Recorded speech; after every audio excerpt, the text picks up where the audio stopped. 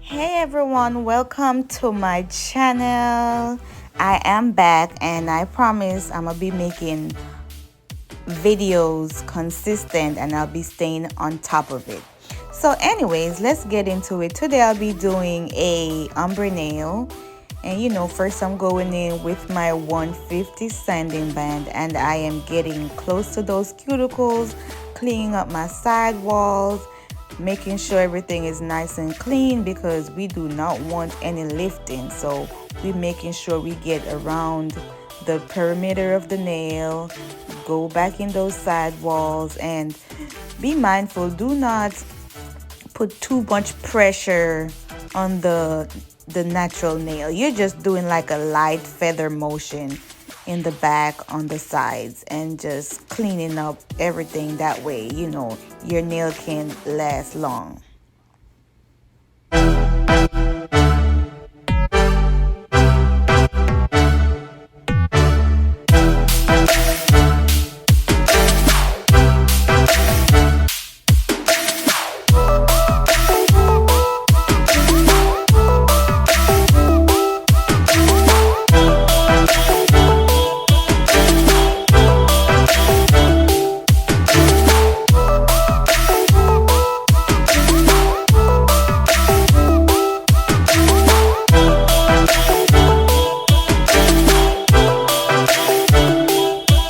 After I'm done cleaning up the cuticle, I usually go ahead and pre-measure my tips.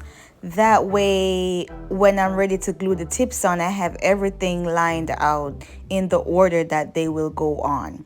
So I'm the type of person to measure each finger, put them in the order, and then just glue all at once. I prefer that method.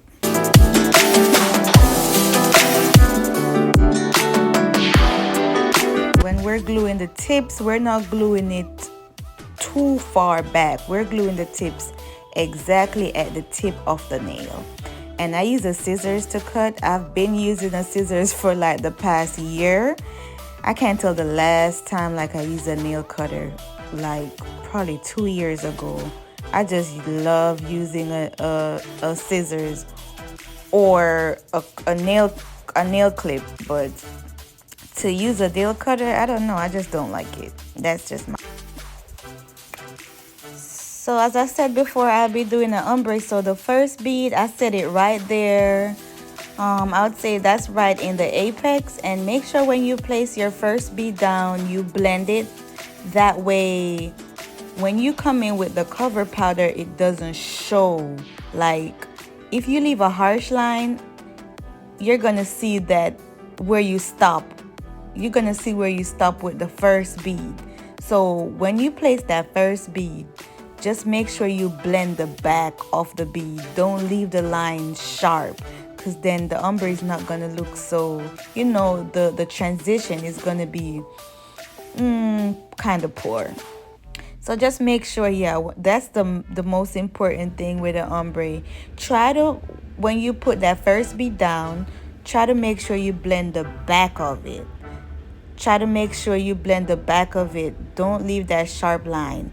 And of course, you're gonna come in with the clear. That way you can seal the design, seal the ombre.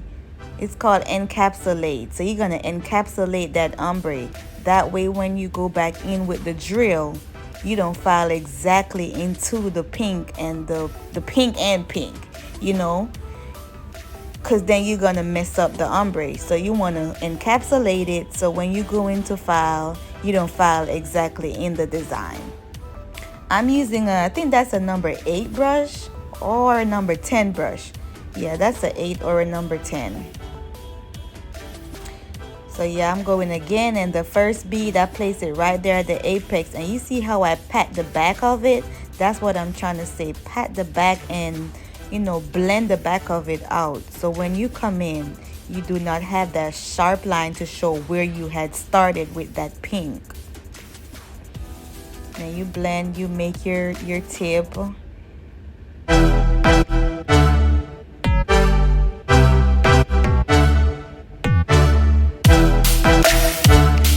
times you do not have to come directly and place the first bead, the second bead at the cuticle. You see how I placed this one exactly like on top of the pink? That's another way you can do it if it doesn't work for you by placing it exactly at the cuticle. You can just put the first cover bead exactly where you stopped the first bead. And then you come in and do like a 3-ball method instead of doing the first one and then coming straight from the cuticle to cover.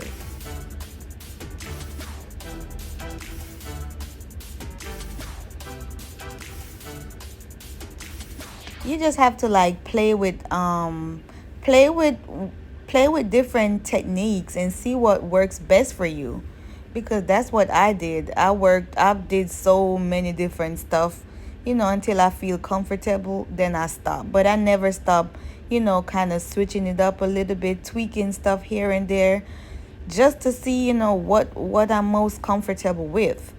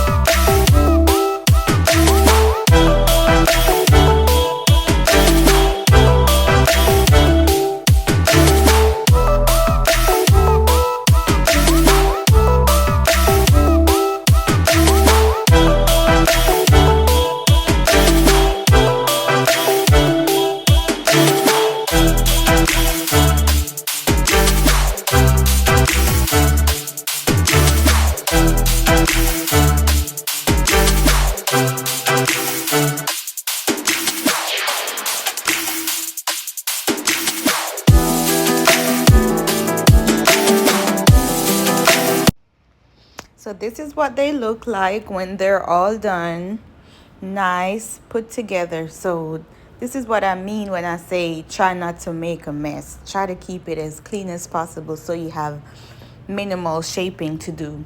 So I'm coming in with my 100 grit from 876 Nails. I'm gonna try to leave the link in the description box below. These hand files are amazing. So I'm gonna leave the link. You can always go check them out and get yours. So I'm coming in with my 100 grit like I said before, and I'm shaping the free edge. Make sure when you're doing especially a square, you hold that file super straight. Try to visualize like the side wall and come up straight to the tip of the nail. So when you're shaping, this is what I do. When I'm shaping, I look straight down the side wall and I line the hand file up with that. That's how I shape. And while you're shaping, you look and you make sure you're not slanting the file, you're not over filing. You just shape and look. Don't just go in, because then you're going to mess up.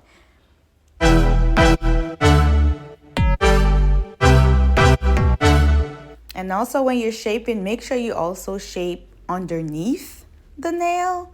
Don't just shape the side and get the free edge. Make sure you go under as well, because sometimes that shape is fine and you keep going in and going in thinking you're trying to fix something. But the problem is really underneath. Once you clean up underneath, then you start to see the sharpness on the top. So just be mindful. Make sure you get everywhere and take your time and do what you have to do. It's gonna work out, baby. It will work out. Okay.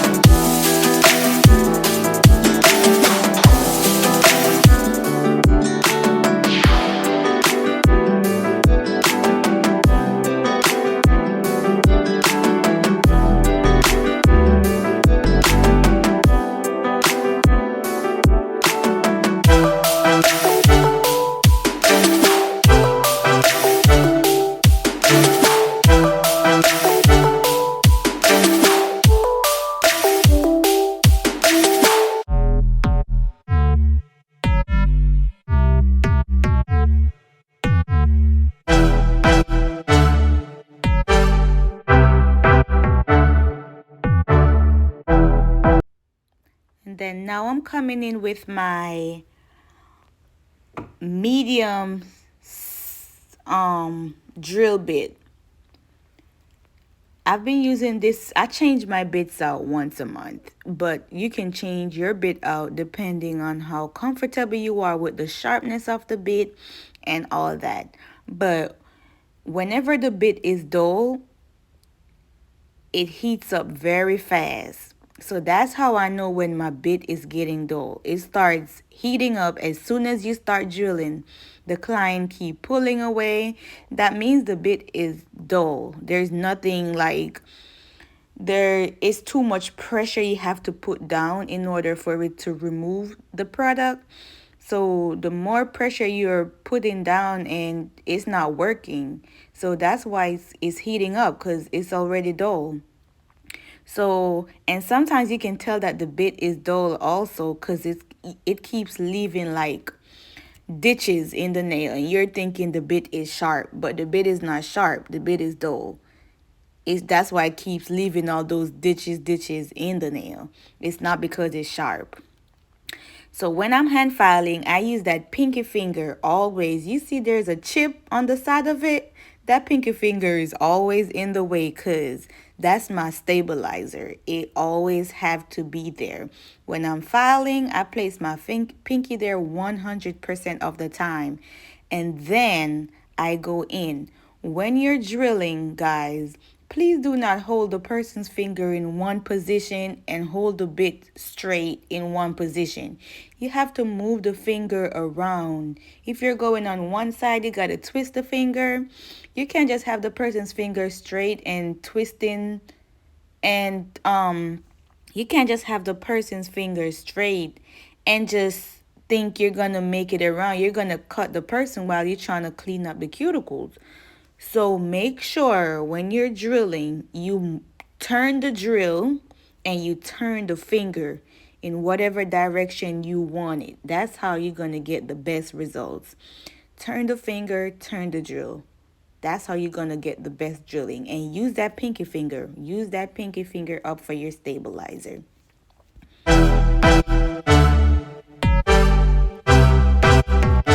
I use my drill on, I would say 20 RPM when I'm doing this part, and then when I'm prepping I use 5 or 6 RPM. Most times I'm at 5. And then for the drilling, the debulking, all of that, I'm at 20, 21. That's my range. But for you, I think like a 16 or a 17 should be fine if you're not comfortable with the drill. But for me, I go at 20 or 21. Anything lower than that is just, it feels awkward, like I'm not going anywhere. But see, I gradually moved up to that speed.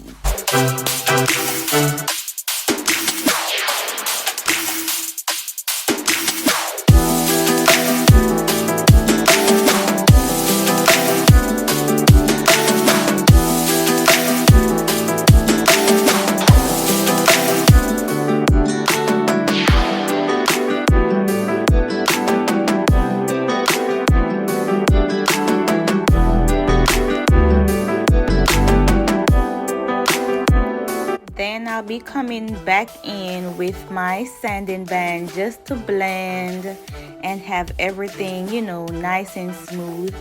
Sometimes I use my hand file to do this part. It depends on the length of the nail.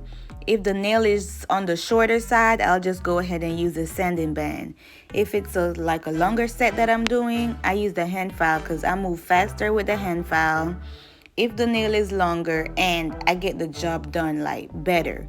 So if I am doing a short to like medium, I just come in with the sanding band with the drill. But if I'm doing a long set, I use a hand file.